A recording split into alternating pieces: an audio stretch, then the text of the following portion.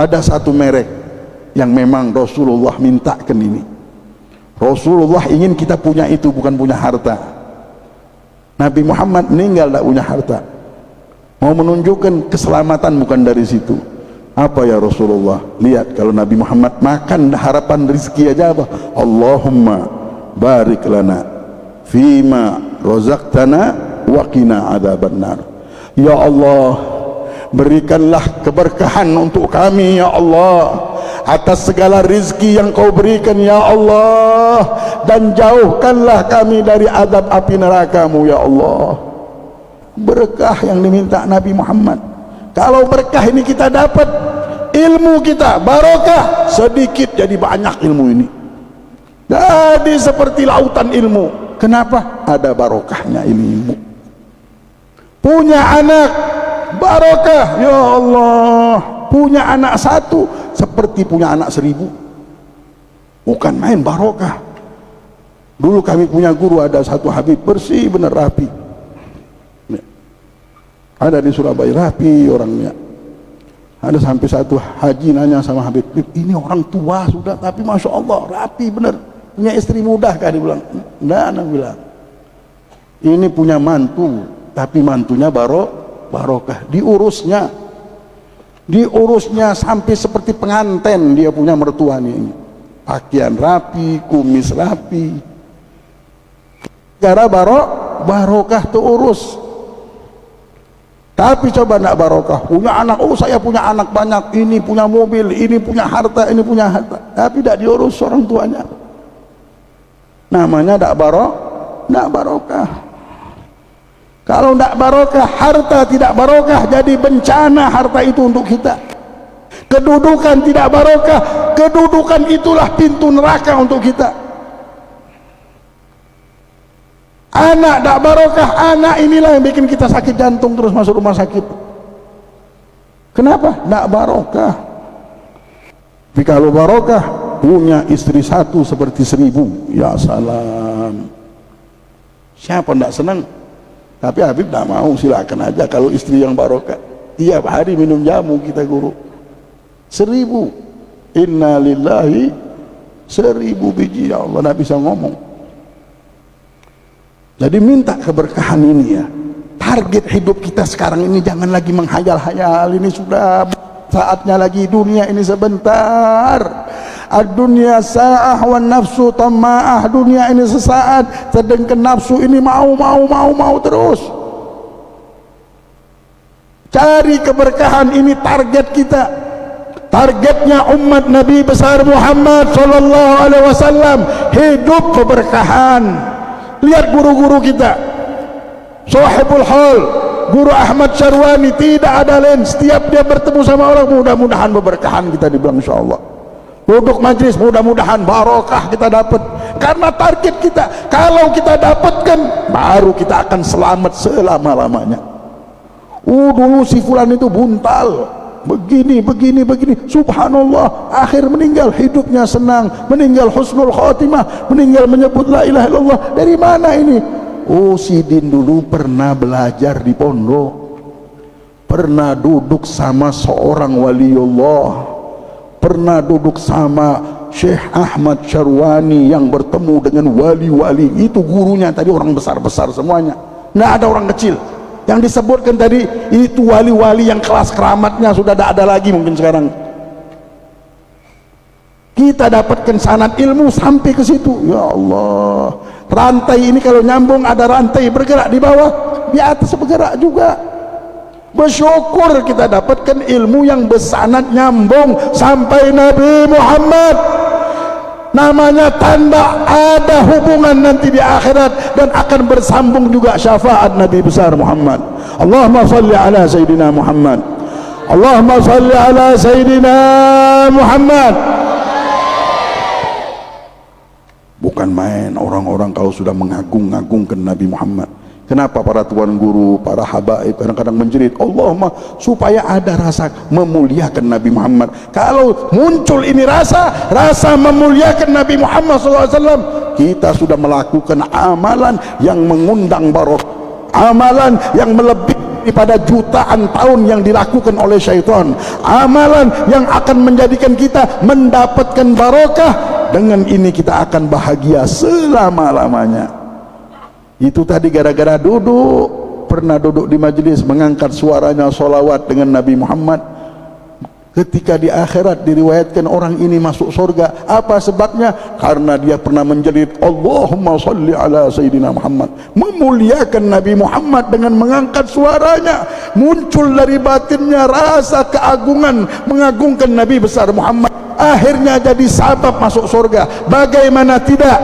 Dulu di zaman Al-Habib Abu Bakar Al-Adni, di negeri Aden waktu itu, Mauqif Al-Habib Abu Bakar Al-Adni, rombongan Habib Abu Bakar Al-Adni ini sedang berjalan.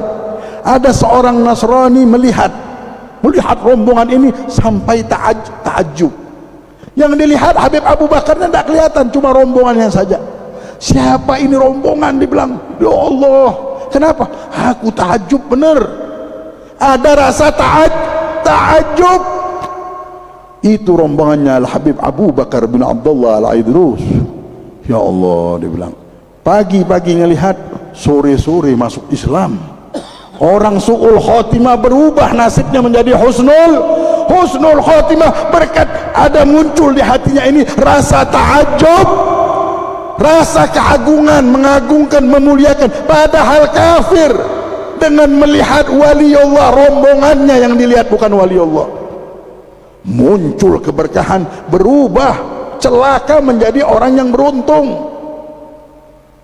Habib Abdullah Al-Haddad katakan, tidak ada sesuatu yang sangat mulia yang Allah turunkan dari langit ke bumi ini untuk penduduk dunia seperti diberikannya manusia itu iman dan hidayat dari Allah. Tidak ada paling mulia kalau sudah Allah turunkan ini. Namanya hadiah yang besar, satu rahmat, anugerah yang besar yang Allah turunkan ke orang tersebut atau makhluk itu. La ilaha illallah. Syekh Umar Bamakhromah langsung membuat syair, marrasel fil qa'ah ghabra, marrat bihas subuh ma amsatil asr illa al khadra. Dia bilang, telah lewat air di pagi hari di tanah yang penuh debu atau tanah yang kering. Pagi-pagi dia lewat air ini, tidak lewat sore hari kecuali tanah yang diliwati air tersebut menjadi hijau, mengisyaratkan kejadian Al-Habib Abu Bakar Al-Adni tadi. Orang Nasara yang melihat gara-gara heran saja. Itulah kalau ada acara Isra Mi'raj, kita lihat Guru Ahmad Syarwani kalau jamu orang, diundang, diajak semua murid-murid, ayo muliakan Nabi Muhammad, muliakan Nabi Muhammad, agungkan Nabi Muhammad, karena berharap kalian dapat nasib di situ. Kalau tersentuh nafahat tadi, Rasulullah bilang apa? Kalian tidak akan celaka selama-lamanya, kalian akan ketemu puncak hidup, kalian akan penuh kebahagiaan. Kunci sorga yang diberikan sama para aulia ussolihin ini. Kita hidup di dunia ketemu dengan jalan ke sorga. Ya Allah, hidup di dunia tanpa sadari, pulang hidup cari jalan ini, ketemu para guru-guru kita, jalan ke sorga. Dibilang kalian akan bahagia, kebahagiaannya nyambung sampai ke sorganya Allah, dan mereka sedang menunggu kita di sorga. Karena berapa setiap tahun, setiap bergerak yang ada, yang diperintahkan, lihat wasiatnya, jangan lupa kalian memuliakan Nabi Muhammad. Lihat wasiatnya almarhum, dan kita lihat bagaimana orang-orang yang bersamanya, Sohibul Gohol, Syekh Ahmad Darmawi, dan juga Guru Zaini Abdul Ghani. Kehidupan mereka kalau kita lihat, di bibir mereka ada pujian Nabi Muhammad, di hati mereka menyanjung-nyanjung Nabi Muhammad. Setiap hari yang dipuji Nabi Muhammad, Nabi Muhammad, Nabi Muhammad. Sekarang satu Kalimantan ini, bahkan satu Indonesia ini sibuk menekan mereka.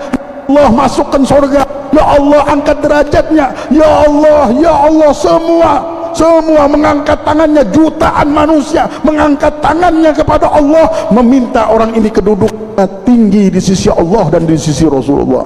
Allahumma salli ala Sayyidina Muhammad, Allahumma salli ala Sayyidina wa barakatina Muhammad. Kita lihat sendiri bagaimana, bahkan hari ini pun kita sibuk memuliakan hamba yang dimuliakan oleh Allah ini. Ini amalan hari ini, kita memuliakan Nabi Muhammad, memuliakan hamba yang memuliakan Nabi Muhammad. Nabi Khidir saja tahan mau jadi pembantu, menjadi hadam, tukangnya. Tukang siapa? Tukang orang yang dimuliakan Allah, bukan tukang cucunya. Ketika Musa melihat, ya Khidir, kita setiap bertamu sama orang, fa'aba wa yudhayifuhuma, semuanya nolak untuk memberikan makanan, menjamu Nabi Musa dan Nabi Khidir sampai kelaparan. Ketika Nabi Khidir melihat ada bangunan yang mau hancur, dibangun sama Nabi Khidir. Karena bangunan hancur, dirapikan sama Nabi Khidir. Nabi Khidir turun langsung menjadi khaddam orang-orang yang memiliki orang tua yang soleh. Bagaimana? Khidir sebutkan, Musa ini lagi mau nuntut ilmu sama Nabi Khidir. Ilmunya sudah tinggi, ngomong sama Allah sudah ilmu, tak tahu lagi. Tapi ada rahasia ilmu yang tidak diketahui Nabi Khidir, Nabi Musa. Satu daripada rahasia ilmu itu, ilmu memuliakan hamba yang dimuliakan oleh Allah. Ilmu yang lain tidak perlu. Kalau misalnya sudah Musa dengan ilmu itu, tidak akan diajarkan. Tapi karena tahu ini ilmu rahasia yang hebat, tidak perlu kita ke hutan. Mau ilmu Nabi Khidir ada di Al-Quran. Apa yang terjadi? Wa ammal jidar fakana li ghulamaini yatimaini fil madinah wa kana tahtahu kanzul lahuma wa kana abuhuma sholihan.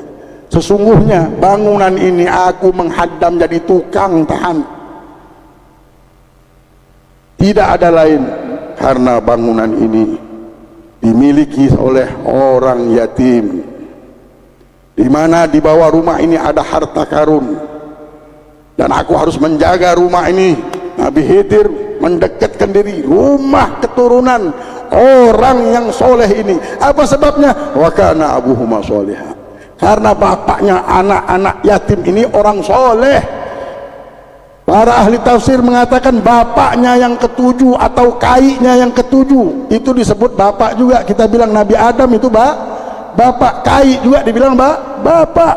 Bapak yang ketujuh inilah adalah orang yang soleh tersebut.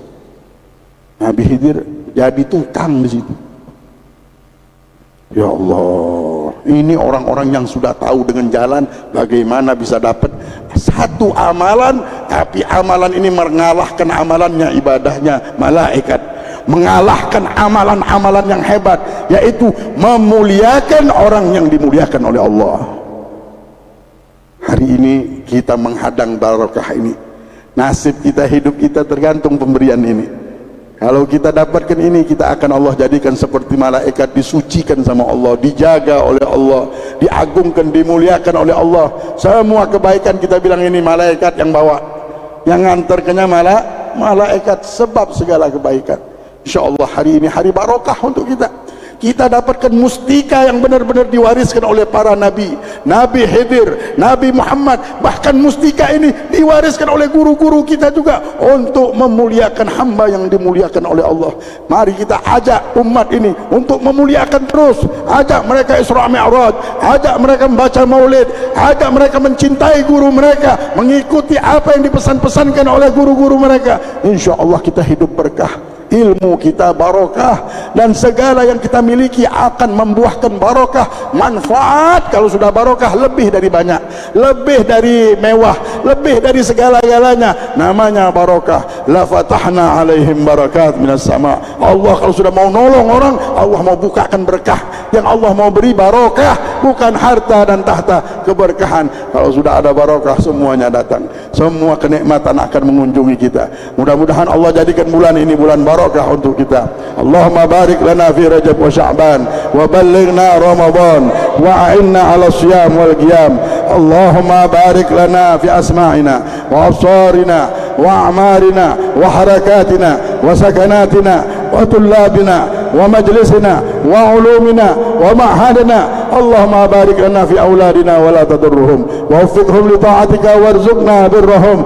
اللهم اجعلنا من أهل البركة، اللهم اجعلنا من أهل البركة، اللهم اجعلنا من أهل البركة يا أرحم الراحمين. ربنا آتنا في الدنيا حسنة وفي الآخرة حسنة وقنا عذاب النار. وصلى الله على سيدنا محمد وعلى آله وصحبه وسلم، والحمد لله رب العالمين، والعفو منكم، والسلام عليكم ورحمة الله وبركاته.